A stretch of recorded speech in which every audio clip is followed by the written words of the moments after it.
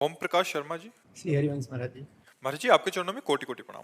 महाराज जी, अभी एक एकांतिक में ये सुनकर थोड़ा सा संशय हुआ कि किसी ग्रंथ का गायन केवल पवित्र अवस्था में ही किया जाना चाहिए महाराज जी, परंतु उपासक सुबह संपूर्ण दिनचर्या सोच स्नान शारीरिक व्यायाम आदि 84 जी मन ही मन करता है महाराज जी। गायन और मन मानसिक चिंतन में अलग बात होती है ना। हम अंदर शौचालय में बैठे हो, हमारा चिंतन चल रहा है चतुरासी जी का, तो वो चिंतन चल रहा है ना अंतर, गायन तो नहीं हो रहा ना। लेकिन चतुरासी जी का गायन लेटरिन में बैठ के करोगे क्या? चतुरासी जी का गायन लेटरिन के पवित्र कपड़ों में करोगे क्या? चिंतन हम भगवान का कर सकते हैं, चिंतन हम पद का कर सकते हैं, लेकिन जब हम गायन करेंगे चतुरासी जी लेकर तो मर्यादा से करेंगे। आसन पे बैठ करके, या पवित्र वस्त्र है तो हम चलते फिरते भी गुनगुनाते हुए चल रहे हैं, अपवित्र वस्त्रों में नहीं, अपवित्र दशा में नहीं। गायन नहीं कर सकते अपवित्र दशा में। सुधा निधि, चतुरासी जी, रामचरितमानस, श्रीमद् भागवत, ये सब समान हमारे धर्म ग्रंथ हैं।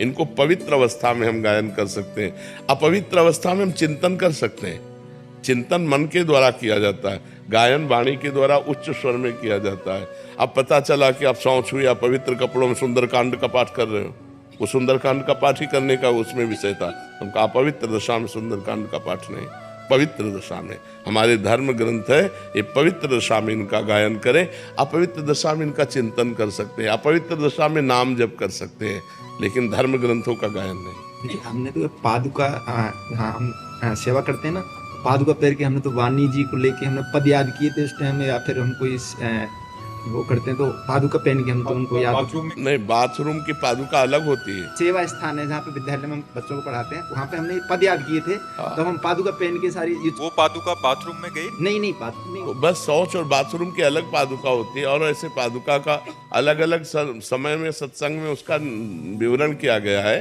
कि जैसे हम यात्रा कर रहे हैं, हमने शौचालय में जो बाथरूम, वो पादुका नहीं है, तो हम मंत्र भी जप सकते हैं उसमें पाठ भी कर सकते हैं। अपवित्र दशा में हम धर्म ग्रंथों का पाठ नहीं कर सकते। महाराज जी, एक संशय निवृत्ति और कर दीजिए महाराज जी। जैसे बहुत सारे शरणागत परिकर हैं, वो ऑफिस आदि जाते हैं या किसी रास्ते में वाहन आदि ट्रेन में जा रहे हैं, तो महाराज जी क्या बहुत सारे ऐसे पूछते थे कि जैसे आजकल मोबाइल आदि ऐप में 84 जी है, तो अंदर ही अंदर जैसे उसका पाठ कर रहे हैं, तो ये कर सकते हैं?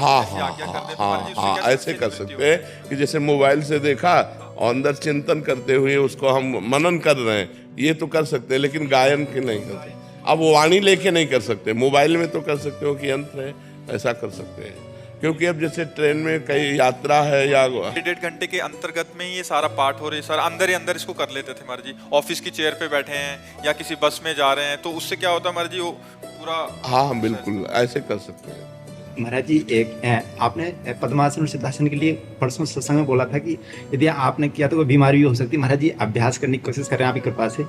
इसमें क्या है कि जैसे आप पद्मासन और सिद्धासन में बैठने की कोशिश कर रहे हो और ब्रह्मचर्यहीन हो, बार बार ब्रह्मचर्य नष्ट करते हो, तो एक तो बैठ ही नहीं पाओगे ज्यादा देर, और दूसरा शरीर में परेशानियां आ जाएंगी।